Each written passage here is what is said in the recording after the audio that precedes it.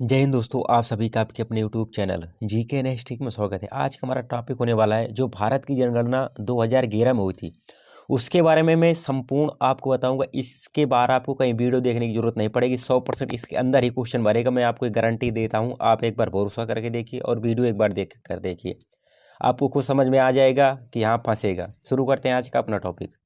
आज का हमारा पहला क्वेश्चन है, जो मैंने लाइन लिखी है ना, हर लाइन से क्वेश्चन बनेगा। हर विश्व जनसंख्या दिवस कब मनाया जाता है? ये 11 जुलाई को। इंपोर्टेंट क्वेश्चन है। विश्व जनसंख्या दिवस कब मनाया जाता है? 11 जुलाई को मनाया जाता है। देखते हैं, आप बिल्कुल ध्यान से पढ़िएगा। विश्व की पहली आधुनिक जनगणना कब हुई थी? मैं भारत नहीं बात कर रहा, विश्व में, संपूर्ण विश्व की बात कर रहा हूँ कि पूरे विश्व में विश्व की पहली जो आधुनिक जनगणना कब हुई थी।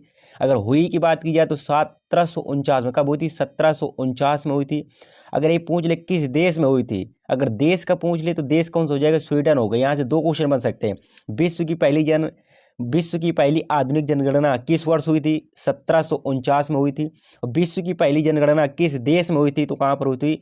स्वीडन में हुई थी। हर एक फैक्ट पढ़ना डेट। विश्व की पहली दशकीय जनगणना, पहली दशकीय जनगणना कब हुई थी? 1790 में हुई थी। 1790 में। और किस देश में हुई थी? अमेरिका में हुई थी। हर एक फैक्ट यहाँ से 4 और एक ये 5 क्वेश्चन आपके बन चुके हैं। मैं बता रहा हूँ, हर लाइन में क्वेश्चन है। भारत में सर्वप्रथम जनगणना, अब हम भारत के अपने देश की बात कर रहे हैं, भारत की बात कर रहे हैं। भारत में सर्वप्रथम जनगणना का प्रयास किसने किया था, या भारत में जनगणना की शुरुआत कब हुई थी? पूछ ले तो कब हुई थी? 1872 में। कब? 1872 में हुई थी। इस समय पर भारत का वायसराय कौन था? पूछ सकता है। कौन था? मेयो था। वायसराय कौन था? भारत का मेयो था। और 1872 में भारत की पहली जनगणना की शुरुआत होती है।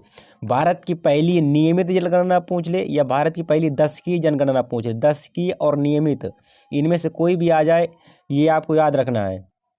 भारत की पहली नियमित जनगणना और दशकीय जनगणना ये कब होती है? ये होती है 1881 में। इंपॉर्टेंट क्वेश्चन है। भारत की जनगणना की शुरुआत कब होती है? 1872 में। और दशकीय जनगणना या नियमित जनगणना कब शुरू होती है? 1881 को। और जब 1881 में दशकीय जनगणना शुरू होती तो उस समय वायसराय कौन थे? उस समय वायसराय थे रिपन। कौन थे? भारत के वायसराय थे रिपन। क्वेश्चन है अगला है हमारा, स्वतंत्र भारत की प्रथम जनगणना। इंपॉर्टेंट क्वेश्चन है। स्वतंत्र भारत की पहली जनगणना, हमारा देश कब आजाद हुआ था? 15 अगस्त 1947 को आजाद हुआ था। स्वतंत्र भारत की पहली जनगणना कब होती है? 1951 में। भारत में जब हमारा भारत स्वतंत्र हो चुका था उसके बाद पहली जनगणना कब होती है? 1951 में होती है। पहली पंचवर्षीय योजना कब से कब तक चली थी? 1951 से 1956 के बीच में चली थी। तो ये भी क्वेश्चन बन सकता है कि किस पंचवर्षीय योजना में भारत की पहली जनगणना शुरू हुई थी? किसमें? प्रथम में। स्वतंत्र भारत के पहले जनगणना आयुक्त कौन थे? R.A. गोपाल स्वामी थे। R.A. गोपाल स्वामी थे। मैं हर फैक्ट आपको बताऊंगा जो क्वेश्चन में छपेगा। आपने भारत में अनुसूचियां पढ़ी होंगी कि मूल संविधान में 8 अनुसूचियां थी, वर्तमान में 12 अनुसूचियां है। वर्तमान में जो 12 अनुसूचियां उसमें राज्यों में शक्तियों का विभाजन दिया है। अनुसूची नंबर 7 में राज्यों में शक्तियों का विभाजन दिया हुआ है, जिसमें शक्तियों के विभाजन की कितनी? शक्तियों के विभाजन की 3 सूचियां बताई गई हैं। 3 सूचियां कौन कौन सी हैं? एक तो संघ सूची है, एक राज्य सूची है और एक समवर्ती सूची है। संघ सूची का मतलब है कि संघ सूची में केंद्र सरकार कानून बनाएगी। राज्य सूची में राज्य सरकार कानून बनाएगी। और समवर्ती सूची केंद्र सरकार और राज्य सरकार दोनों कानून बना सकती हैं।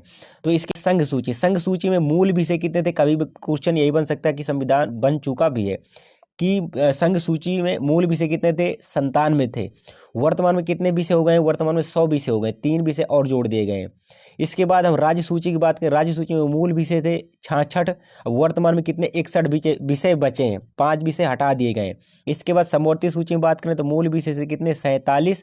और वर्तमान में विषय कितने हो गए? 52। जो राज्य सूची में 5 विषय थे उनको राज्य सूची के 5 विषयों को हटा करके इसमें समवर्ती सूची में जोड़ दिया गया। तभी तो समवर्ती सूची 40 विषय थे और 5 जुड़ने के बाद कितने? 52 विषय हो गए। आपको ये नोट पॉइंट याद रखना है जो इंपॉर्टेंट है। नोट पॉइंट, नोट क्या है? जनगणना संघ सूची का विषय। इंपॉर्टेंट क्वेश्चन है ये, कई बार क्वेश्चन पूछा है, आप पूछ सकते हैं। SSC GD में कई बार पूछा गया है और रेलवे में पूछा गया है कि जनगणना किस सूची का विषय? जनगणना संघ सूची का विषय। और विषय कौन सा? विषय नंबर 69 है। जो जनगणना संघ सूची का विषय है उसमें विषय नंबर 69 में क्या दिया हुआ है? जनगणना के बारे में बताया गया है। हर एक फैक्ट मैं बता रहा हूँ आपको, इंपॉर्टेंट है। पूरा वीडियो लास्ट तक जरूर देखें, इससे बाहर क्वेश्चन पूछेगा ही नहीं। जनगणना संगठन जनगणना जो संगठन है वो मंत्रालय कौन सा है, गृह मंत्रालय के अंदर आता है।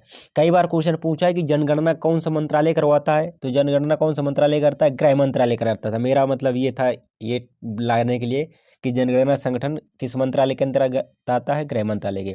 तो भारत में जनगणना कौन सा मंत्रालय कराता है, क्वेश्चन देगा निम्नलिखित में से भारत में जनगणना कौन सा मंत्रालय कराता है, गृह मंत्रालय, स्वास्थ्य मंत्रालय, रक्षा मंत्रालय, विदेश मंत्रालय। तो कौन सा मंत्रालय हो जाएगा, गृह मंत्रालय।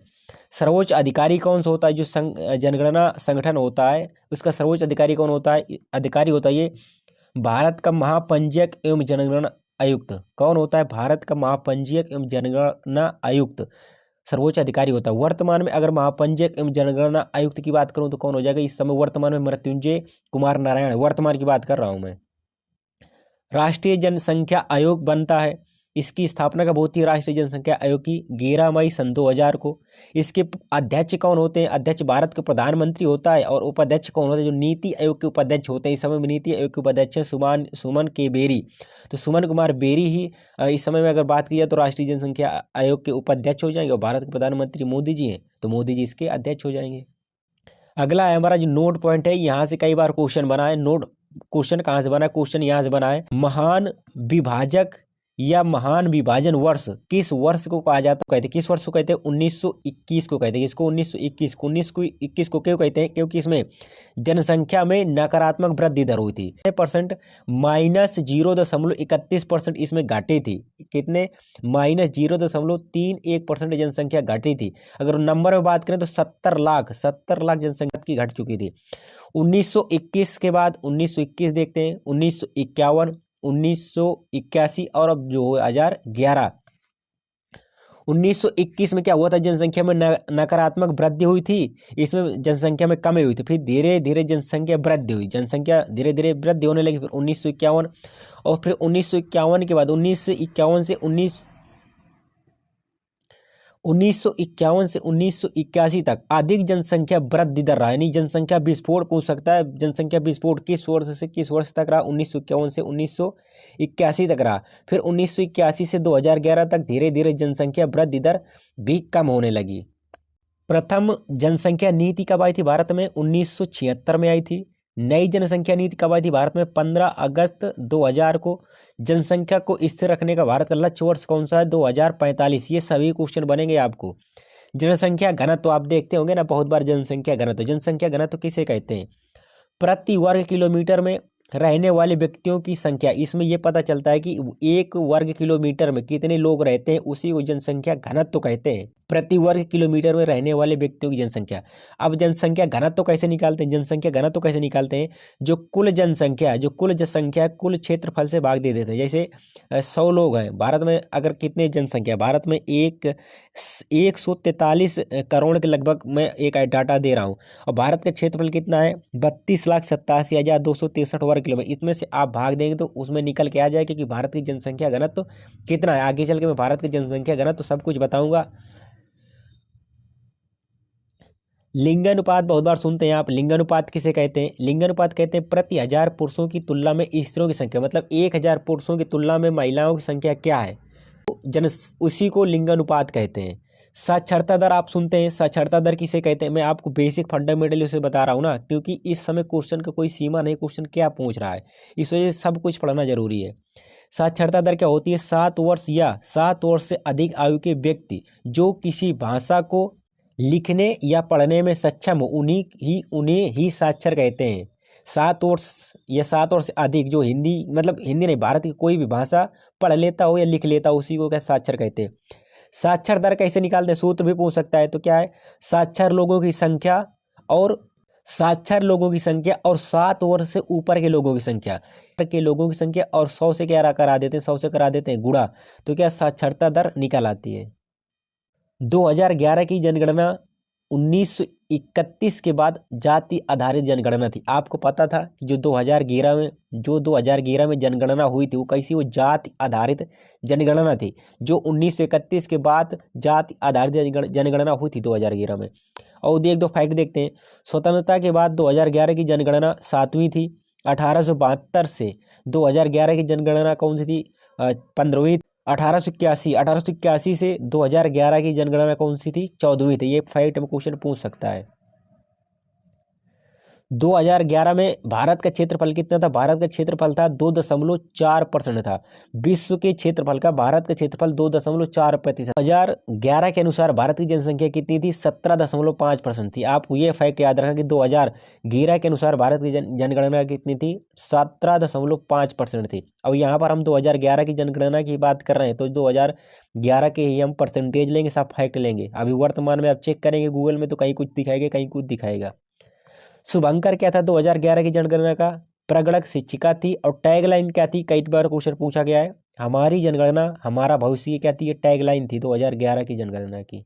इसके बाद ये इंपॉर्टेंट है, पूरी स्लाइड इंपॉर्टेंट है। क्वेश्चन पूछेगा निम्नलिखित में से 2011 की जनगणना में किस राज्य की जनसंख्या नकारात्मक रही थी? 4 ऑप्शन दे देगा।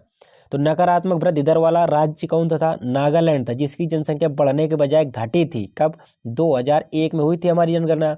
एक से कब हुई थी? 2011 में। तो इस बीच में नागालैंड की जनगणना क्या हुई थी? घटी थी, बढ़ने के बजाय। तो नकारात्मक वृद्धि दर वाला एकमात्र राज्य था कौन सा? नागालैंड था, जिसकी जनसंख्या घटी थी। -0.6% यहाँ की जनसंख्या क्या हुई थी? जनसंख्या घट गई थी। भारत का जनसंख्या घनत्व कितना इंपॉर्टेंट है, मैंने आपको बताया था जनसंख्या क्या होता है, जनसंख्या घनत्व क्या होता है। भारत का जनसंख्या घनत्व कितना है? 382 प्रति वर्ग किलोमीटर। भारत के जो लोग हैं, भारत के 382 लोग 1 किलोमीटर वर्ग क्षेत्र के एरिया में 382 लोग रहते। एवरेज है, किसी राज्य का ज़्यादा है, किसी राज्य का कम है। ये कितना? ये औसत यहाँ पर दिखाया जाता है। जनसंख्या घनत्व है, अलग अलग राज्यों का अगर पढ़ेंगे तो अलग अलग राज्यों का अलग अलग है। भारत का ये एवरेज जनसंख्या घनत्व कितना है? भारत का 382 प्रति वर्ग किलोमीटर है। भारत का लिंगानुपात कितना है? भारत का लिंगानुपात है 943 प्रति 1000 पुरुष। मतलब 1000 पुरुषों की अपेक्षा में लड़कियां कितनी है? 943 ही लड़कियां हैं। तो लिंगानुपात कितना हो जाएगा? 943। शिशु लिंगानुपात कितना? शिशु लिंगानुपात कितना? 918 है प्रति 1000 लड़कों में। मतलब 918 लड़कियां ही इस समय पर हैं 1000 लड़कों में, बाकी सब कुंवारे रह जाएंगे। साक्षरता दर कितनी है भारत की? भारत की साक्षरता दर की बात करें तो 74.04% साक्षरता दर है, जो इम्पोर्टेंट है। साक्षरता दर की बात करें भारत की कितनी है? 74.04%। यहाँ से क्वेश्चन बन सकता है। पुरुष साक्षरता दर कितनी है? पुरुष साक्षरता दर है भारत में 82.14% पुरुष साक्षरता दर है। और महिला साक्षरता दर की बात करें तो महिला साक्षरता दर कितनी है? 65.46% महिला साक्षरता दर है। आगे देखते हैं, देश की नगरीय जनसंख्या कितनी है? 31.2% भारत की नगर में जनसंख्या निवास करती है। और देश की कुल ग्रामीण जनसंख्या 68.8% जनसंख्या भारत की गांव में निवास करती है। सर्वाधिक जनसंख्या वाले राज्य अगर बात की जाए कि भारत में सर्वाधिक जनसंख्या किन राज्यों में है, तो पहले नंबर पर उत्तर प्रदेश है, दूसरे पर महाराष्ट्र और तीसरे में बिहार है।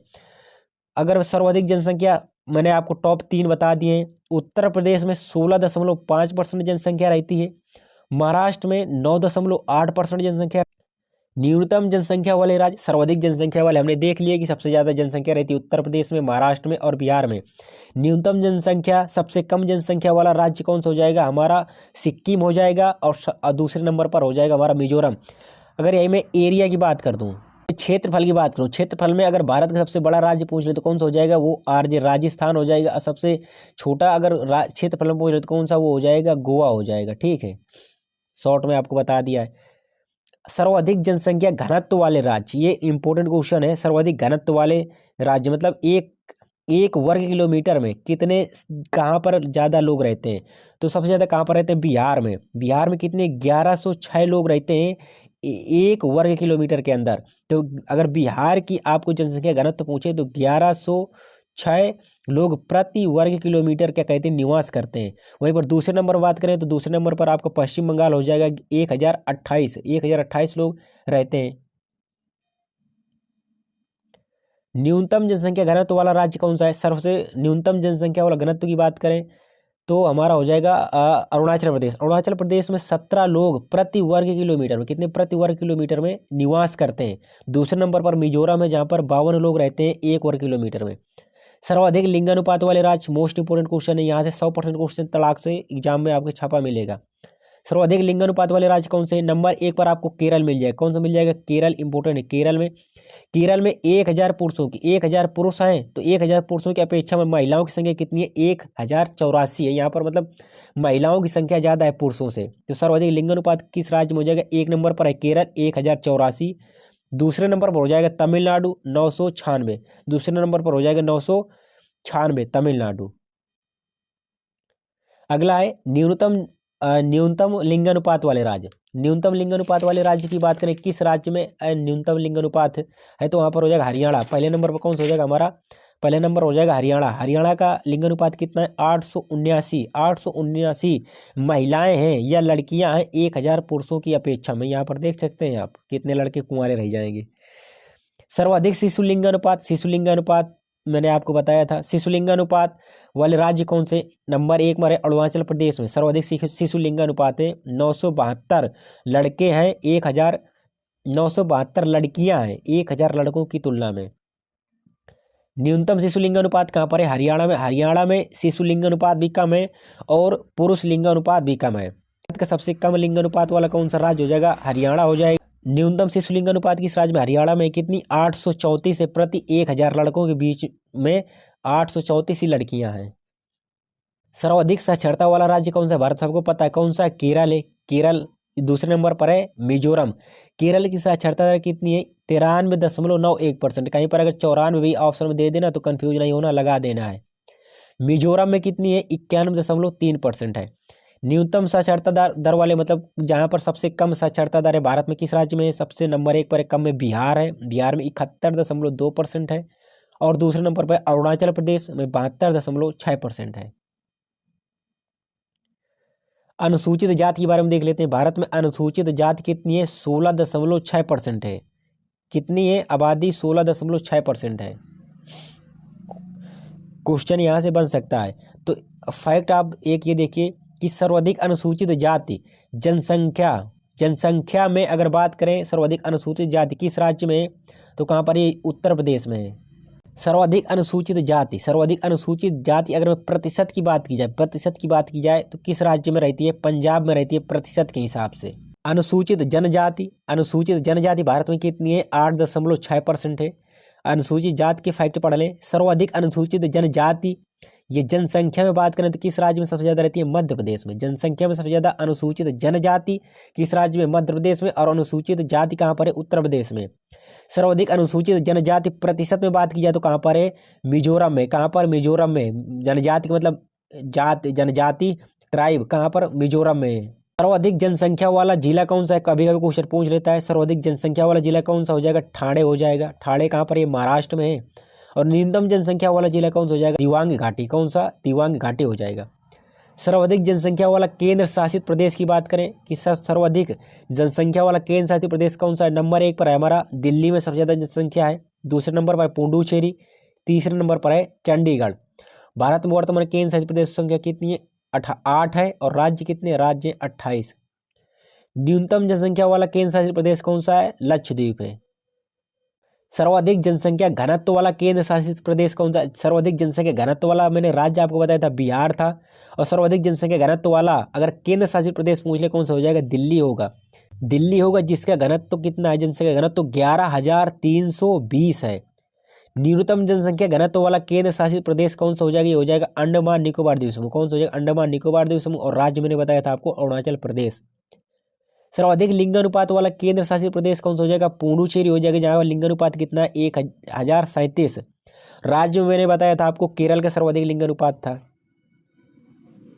न्यूनतम लिंगानुपात वाला केंद्र शासित प्रदेश कौन सा है? दमन और दीव है। राज्य मैंने बताया था आपको हरियाणा था। सर्वाधिक शिशु लिंगानुपात वाला केंद्र शासित प्रदेश कौन सा हो जाएगा? अंडमान निकोबार द्वीप समूह हो जाएगा। न्यूनतम शिशु लिंगानुपात वाला केंद्र शासित प्रदेश कौन सा हो जाएगा? दिल्ली हो जाएगा। सर्वाधिक साक्षरता दर वाला केंद्र शासित प्रदेश कौन सा है? लक्षद्वीप है जिसकी साक्षरता दर है 91.8%। न्यूनतम साक्षरता दर वाला केंद्र शासित प्रदेश कौन सा है? वो दादर नगर हवेली है जिसकी साक्षरता दर है 87.2%। ये थी 2011 की जनगणना से संबंधित जो मुझे लगा कि ये इंपॉर्टेंट क्वेश्चन यहाँ से बनेगा, वो मैंने कम समय में ज़्यादा समझाने का प्रयास करा। अगर मैं यही ऑब्जेक्टिव क्वेश्चन लाता तो 400 ऑब्जेक्टिव क्वेश्चन बनते, 3-4 घंटे की क्लास होती। इस वजह से मैं थ्योरी में लाया हूँ। अगर आप लोगों की डिमांड रहेगी तो मैं MCQ क्वेश्चन भी टेस्ट करवा दूंगा आपको। अगर वीडियो पसंद आए तो वीडियो को लाइक करें, चैनल को सब्सक्राइब। मुझे भयंकर जुकाम है, मेरा नाक बिल्कुल जाम है, आवाज़ इस वजह से पता नहीं कैसी होगी, मुझे खुद नहीं समझ में आ रहा है।